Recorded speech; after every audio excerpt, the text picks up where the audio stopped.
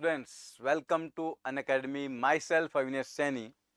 और आज हम आपके लेकर आए न्यूटन्स लॉ ऑफ मोशन का एक और इम्पोर्टेंट कॉन्सेप्ट, जो कि अलग से उस पर question most of the time नहीं आते हैं, लेकिन सेंटर ऑफ मास वाले चैप्टर में, वर्क एनर्जी वाले चैप्टर में उस कॉन्सेप्ट का क्वेश्चंस के अंदर यूज बहुत अच्छा होता है। और उस कॉन्सेप्ट का नाम है वेज कंस्ट्रेंट।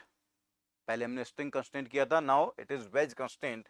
वेज कंस्ट्रेंट पढ़ने के लिए स्टूडेंट्स आपको दो चीजें ध्यान रखनी है। सबसे पहला पॉइंट आपको याद रखना है, जब एक ऑब्जेक्ट दूसरे ऑब्जेक्ट के ऊपर स्लिप करता है तो जितना वेलोसिटी से, जितने एक्सेलरेशन से वो स्लिप कर रहा है, वो एक्सेलरेशन रिलेटिव एक्सेलरेशन होता है। इट मींस जैसे ये एक वेज है और वेज के ऊपर कोई ब्लॉक ऊपर की तरफ जा रहा है v स्पीड से और वेज चल रहा है vw से, तो ये जो v है ये एक्चुअल वेलोसिटी नहीं है, ये वेज के रेस्पेक्ट में है। ये एक पॉइंट, जब भी कोई ब्लॉक वेज के ऊपर चलेगा तो वो जितना वेलोसिटी से, जितना एक्सेलेरेशन से चलेगा, वो हमेशा वेज के रेस्पेक्ट में होगा, वो एक्चुअल नहीं होगा। और दूसरा पॉइंट आपको याद रखना होगा, जब दो ऑब्जेक्ट कांटेक्ट में होते हैं, when two objects are in contact, then perpendicular to contact surface there must be no relative motion. To maintain contact,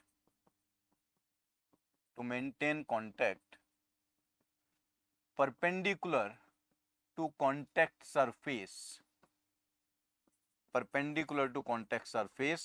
no relative motion, कोई रिलेटिव मोशन नहीं होना चाहिए। इस पर अगर मैं सिंपल सा एग्जांपल आपको दूं, तो जैसे दो ब्लॉक यहां कांटेक्ट में है और आपने इधर से फोर्स अप्लाई किया F, तो अगर ये ब्लॉक A1 एक्शन से चलेगा, दूसरा A2 से, तो A1 A2 को बराबर होना पड़ेगा, तभी तो कांटेक्ट मेंटेन रहेगा।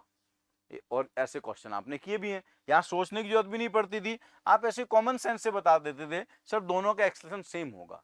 लेकिन उसका मतलब ये है कि देखो इनका कांटेक्ट सरफेस वर्टिकल है और वर्टिकल का परपेंडिकुलर क्या हुआ, horizontal. So perpendicular to contact surface no relative motion, मतलब दोनों का एक्सेलरेशन सेम होगा। ये दो पॉइंट्स अगर आपको याद हैं तो कंस्टेंट मोशन आप बहुत इजीली सॉल्व कर सकते हैं। कंस्टेंट मोशन में जो पहले वाले क्वेश्चन बनते हैं वेज कंस्टेंट के, वो कुछ ऐसे बनेंगे कि भाई यहाँ पर एक वेज है, ये वेज आगे चल रहा है A1 एक्सेलरेशन से, ब्लॉक इसके ऊपर चल रहा है A2 एक्सेलरेशन से, एंगल थीटा है। तो एक तो आपको पूछा जा सकता है कि बताओ ब्लॉक का एक्चुअल एक्सेलरेशन कितना है। When I say actual acceleration, it is with respect to ground. अब ये जो A2 है ये कभी भी एक्चुअल नहीं होगा, ये हमेशा वेज के रिस्पेक्ट में होगा। तो इस A2 में अगर हम A1 को और जोड़ दें, वेज के रेस्पेक्ट में A2 है, उसमें वेज का और जोड़ दो तो एक्चुअल आ गया। तो इसका मतलब ये हुआ ग्राउंड के रेस्पेक्ट में इस ब्लॉक का A1 आ गया और A2 इस तरफ है। A2 कितने एंगल पर है, थीटा पर है। अब इनको ऐड करना है तो आप ट्रायंगल लॉ से ऐड कर सकते हो या फिर कंपोनेंट करके कर सकते हो। इधर हो जाएगा A2 cos थीटा और ऊपर हो जाएगा A2 sin थीटा। तो जो ब्लॉक का एक्चुअल एक्सेलरेशन है वेक्टर फॉर्म में बन जाएगा A1 plus A2 cos theta i cap plus A2 sin theta j cap, right. और अगर ये नीचे आ रहा होगा, भाई वेज है यहां पर और ब्लॉक इसके ऊपर स्लाइड करते हुए नीचे आ रहा है A2 से, ये A1 से आगे जा रहा है। इस टाइप के क्वेश्चन आपको मिलते हैं सेंटर ऑफ मास वाले क्वेश्चन में, मोमेंटम कंजर्वेशन वाले क्वेश्चन में। तो ये A2 भी हो सकता है, ये वेलोसिटी भी हो सकती है, दोनों की वेलोसिटी गिवन हो। तो यहां पर जो A2 है वो एक्चुअल नहीं है, वो वेज के रेस्पेक्ट में है। उसमें आप जब वेज का एक्सेलरेशन ऐड कर दोगे तो ये अब एक्चुअल बनेगा। और एंगल अगर आपको पता है कि थीटा था, तो इस A2 का इधर कंपोनेंट होगा A2 cos थीटा और नीचे होगा A2 sin थीटा। तो ब्लॉक का एक्स एक्सिस में नेट एक्सेलरेशन जब आएगा वो A2 cos theta minus A1 आएगा और वाई एक्सिस में A2 sin थीटा आएगा। कभी कभी ऐसे क्वेश्चन पूछ ले जाते हैं कि A1 A2 में क्या रिलेशन होना चाहिए ताकि ब्लॉक वर्टिकली डाउनवर्ड आता दिखाई दे। अगर इसको वर्टिकली या डाउनवर्ड आता दिखाई देना है तो ब्लॉक का एक्स एक्सिस में नेट एक्सेलरेशन 0 होना है ना। तो इसका मतलब A2 cos थीटा को किसके बराबर होना है, A1 के। तो अब ग्राउंड से देखने पर ब्लॉक आपको एक्स एक्सिस में चलता दिखाई नहीं देगा, ब्लॉक सीधा नीचे आता दिखाई देगा A2 sin थीटा से। एक बड़ा फेमस क्वेश्चन आता है कि ये A1 कितना होना चाहिए ताकि ब्लॉक का फ्री फॉल हो।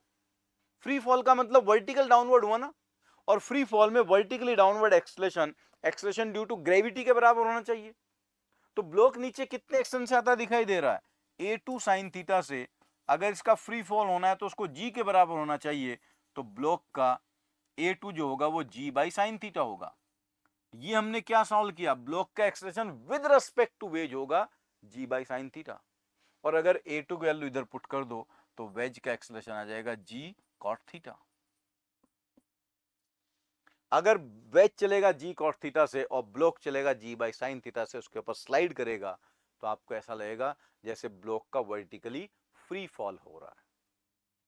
तो एक तो ये इस टाइप के क्वेश्चन आते हैं, और दूसरा इस पर कुछ इस टाइप का बनता है कि भाई ये एक वेज है, इस वेज के ऊपर यहां एक रॉड रखी हुई है और रॉड के दोनों तरफ हमने सपोर्ट लगा दिया। अब ये वेज पीछे की तरफ जा रहा है v स्पीड से, और रॉड लेफ्ट या राइट में नहीं गिर सकती, रॉड को नीचे की तरफ आना है। तो रॉड कितनी स्पीड से नीचे की तरफ आएगी, ये वी कैलकुलेट करना है। वेलोसिटी ऑफ वेज आपको पता है, ये एंगल थीटा है।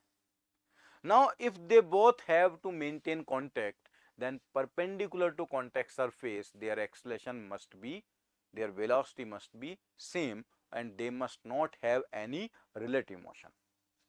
तो इसके लिए क्या करेंगे, ये हमारा कॉन्टेक्ट सरफेस है, जो वेज है, वेज आगे चल रहा है VW से, ये एंगल थीटा है। अगर इस कॉन्टेक्ट सरफेस का परपेंडिकुलर में बना दूं तो इसके परपेंडिकुलर में वेज की वेलोसिटी का कंपोनेंट ऊपर जाएगा VW cos थीटा, इधर आएगा VW sin थीटा। ये 90 माइनस थीटा फिर से थीटा बनेगा। रॉड की वेलोसिटी का इधर कंपोनेंट होगा VR cos थीटा, और ये दोनों कंपोनेंट सेम होने चाहिए। तो आगे आंसर बस VW sin theta equals to VR cos theta. So velocity of rod equals to velocity of wedge into tan theta, और यही रिलेशन होगा सेम एक्सलेशन में। कॉन्टेक्ट सरफेस कैसा है, इंक्लाइन, उसके परपेंडिकुलर कंपोनेंट कर लिए। तो वेज हॉरिजॉन्टल चल रहा था, उसका कंपोनेंट आया VW sin थीटा, और रॉड चल रही थी वर्टिकली, उसका इधर कंपोनेंट आया VW cos थीटा। वो जैसे आप जानते भी हो, G का कंपोनेंट होता है along the plane G sin theta perpendicular to plane G cos theta. तो वही आया ना, VR वर्टिकल है तो VR cos थीटा। ये सिंपल सी कहानी है वेज कंस्टेंट की। इसी को अगर मैं स्ट्रिंग के साथ मिक्स कर देता हूं, लेट्स से मैंने ऐसा कोई क्वेश्चन बना दिया कि भाई ये एंगल थीटा है, इसके ऊपर एक ब्लॉक रखा हुआ है और यहाँ एक पुली लगी हुई है, ये पुली एक वॉल में लगी हुई है। ऐसे क्वेश्चन आपको एरोड्रोम में मिलेंगे, और आपसे ये कह दिया गया कि ये जो वेज है ये आगे ए एक्सेलेरेशन से चल रहा है, तो बताओ ब्लॉक का एक्सेलेरेशन क्या होगा। अब यहां पर स्ट्रिंग कंस्टेंट भी लगेगा और वेज कंस्टेंट भी लगेगा। स्ट्रिंग का ये लेंथ x है और ये लेंथ y है। x आप देखो, x लेंथ एक्चुअली मुझे क्या बता रहा है, वॉल और वेज के बीच का गैप। वेज a एक्सेलेरेशन से आगे चल रहा है तो x इंक्रीज हो रहा है ना a एक्सेलेरेशन से, तो y को इतने एक्सेलेरेशन से डिक्रीज होना पड़ेगा। तो इट मींस y को डिक्रीज होना है तो ब्लॉक को किधर जाना पड़ेगा, ऊपर विद एक्सेलेरेशन a, क्योंकि x जितना बढ़ेगा, वेज जब दूर जाएगा तो ब्लॉक को ऊपर जाना पड़ेगा। और ये जो ब्लॉक का एक्सेलेरेशन हमने सॉल्व किया, क्या ये ग्राउंड के रेस्पेक्ट में होगा, नहीं, ब्लॉक वेज के ऊपर चल रहा है, तो जितने एक्सेलेरेशन से वो वेज के ऊपर चल रहा है वो हमेशा वेज के रेस्पेक्ट में होगा। तो ये जो ब्लॉक है, ब्लॉक का ये acceleration with respect to wedge है, विद रेस्पेक्ट टू वेज, ये ए एक्सेलेरेशन से ऊपर गया और वेज का इसमें और जोड़ दो तो नेट एक्सेलेरेशन आ जाएगा। तो इधर होगा ए कॉस थीटा और ऊपर होगा ए साइन थीटा। तो ग्राउंड से बैठकर जो आदमी देख रहा होगा वो कहेगा भाई कॉस थीटा तो 1 से कम ही होगा, तो वो कहेगा कि ये जो ब्लॉक है ये पीछे की तरफ जा रहा है ए इंटू 1 माइनस कॉस थीटा से, और ऊपर जा रहा है ए साइन थीटा से। और फिर ए की वैल्यू गिवन होगी, थीटा गिवन होगा, तो हमें नेट एक्सेलेरेशन मिल जाएगा।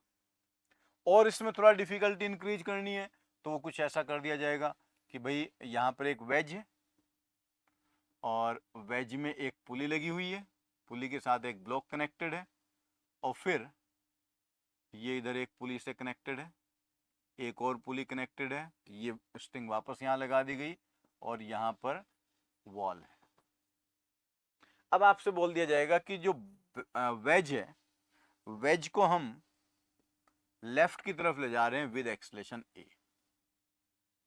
तो देखिए वो जो स्ट्रिंग कनेक्टेड है यहाँ पूरी, इसका जो टोटल लेंथ है, अगर इस डिस्टेंस को मैं x कहता हूं, इसे y कहता हूं, ये भी x होगा और इसको मैंने z मान लिया, तो इस स्ट्रिंग का टोटल लेंथ क्या हो गया? 2x plus y plus z, this is total length. चाहे वेज कहीं जाए चाहे ब्लॉक कहीं जाए, टोटल लेंथ तो कांस्टेंट रहनी है। जब वेज पीछे जाएगा सो दिस x, ये एक्चुअल में क्या बता रहा है? पुली और वेज के बीच का सेपरेशन। अगर वेज दूर जा रहा है, पुली अपनी जगह फिक्स है, तो ये x तो इंक्रीजिंग है ना, और ये वाला x भी इंक्रीजिंग है। y सेम रहेगा, मतलब कांस्टेंट रहेगा, y में तो कोई गैप होगा, चेंज आएगा नहीं, क्योंकि दोनों पुली दीवार में लगी हुई है। तो अगर यहां भी x बढ़ रहा है, यहां भी x बढ़ रहा है, स्ट्रिंग की लेंथ दो जगह बढ़ रही है, तो कहीं ना कहीं तो कम भी हो रही होगी ना, ताकि टोटल कांस्टेंट रहे। कम कौन सी होगी? z। आप ऐसे सोचो कि अगर ये 1 मीटर आगे गया तो यहां से भी 1 मीटर आगे जाएगा, तो ये x प्लस 1 हो गया, ये x प्लस 1 हो गया, तो टोटल 2 मीटर का इंक्रीज हो गया, तो उसको 2 ऊपर जाना पड़ेगा ना, राइट? चाहे तो उसको डिफरेंशिएट कर दो, 2 into d x by d t plus d y by d t plus d z by d t equal to 0। ये ऑलरेडी 0 है, तो d z by d t क्या हो गया? 2 time negative of 2 times d x by d t. Negative sign बता रहा है कि भाई x अगर बढ़ेगा तो z को कम होना पड़ेगा। z को कम होने के लिए ब्लॉक को ऊपर जाना पड़ेगा और इसको डबल एक्सेलेरेशन से ऊपर जाना पड़ेगा। अब ये जो एक्सेलेरेशन आया 2a, ये किसके रेस्पेक्ट में है? ब्लॉक ग्राउंड के या वेज के? क्योंकि वो वेज के ऊपर स्लाइड कर रहा है, तो this acceleration is with respect to wedge. अगर हमें इसका एक्चुअल एक्सेलेरेशन बताना है, ग्राउंड पर बैठकर जो आदमी देख रहा है, उसे क्या लगेगा कि इधर जाएगा? वो कहेगा कि भैया देखो ये 2a से तो ऊपर जा रहा है, और ये जिसके ऊपर चल रहा है वो खुद पीछे चल रहा है, तो वेज का एक्सेलेरेशन में जोड़ दूंगा, तो ये नेट एक्सेलेरेशन आ गया। इधर होगा ये एंगल थीटा, तो ये बन जाएगा 2a cos थीटा और ऊपर बन जाएगा a sin थीटा। तो x एक्सिस में इसका नेट एक्सेलेरेशन होगा a minus 2a cos theta, y में होगा 2a sin theta, this is 2a। कभी कभी ये पूछ लिया जाता है कि बताओ थीटा की वैल्यू क्या होनी चाहिए ताकि ब्लॉक सीधा ऊपर जाता दिखे। तो अगर ब्लॉक को सीधा ऊपर जाते देखना है तो x एक्सिस में नेट एक्सेलेरेशन 0, इन दोनों को इक्वेट करोगे तो cos थीटा आ जाएगा 1/2 और थीटा की वैल्यू हो जाएगी 60 डिग्री। अगर थीटा 60 डिग्री है तो ब्लॉक सीधा ऊपर जाता दिखेगा, और अगर ब्लॉक ऊपर जाता दिख रहा है तो थीटा की वैल्यू 60 यहां पुट कर दो, तो आप कहोगे कि ब्लॉक का एक्सेलेरेशन a√3 ऊपर की तरफ है, साइन 60√3/2 होता है। So this is wedge constant. यहाँ दो चीजें ध्यान रखने वाली है, दो ही टाइप के क्वेश्चन आते हैं, या तो ब्लॉक वेज के ऊपर स्लिप कर रहा होगा, तो वहां में एक्चुअल एक्सेलेरेशन सॉल्व करने के लिए जिस एक्सेलेरेशन से ब्लॉक स्लिप कर रहा है उसमें वेज का एक्सेलेरेशन जोड़ देना। दूसरा क्वेश्चन वो आएंगे कॉन्टेक्ट वाले, तो वहां कॉन्टेक्ट सरफेस के परपेंडिकुलर डायरेक्शन में हमें दोनों का वेलोसिटी और दोनों का एक्सेलेरेशन सेम कर देना है, there will be no relative motion. और 30 से जो ज्यादा डिफिकल्ट लगते हैं वो ये आएंगे जहां पहले स्ट्रिंग कंस्टेंट लगाना होगा। स्ट्रिंग कंस्टेंट लगाकर आपको जो एक्सेलेरेशन या वेलोसिटी मिलेगी वो वेज के रेस्पेक्ट में होगी, उसमें वेज का ऐड करोगे तो फिर आपको वो ग्राउंड के रेस्पेक्ट में मिलेगी। आई एम श्योर कि आपको ये बात समझ में आई होगी। इन सब क्वेश्चंस को आप फिर से सॉल्व करके देखिएगा। ऐसे ही अच्छे वीडियोस देखने के लिए, ऐसे अच्छे कंसेप्ट समझने के लिए आप हमारा चैनल देखते रहिए। Thank you very much.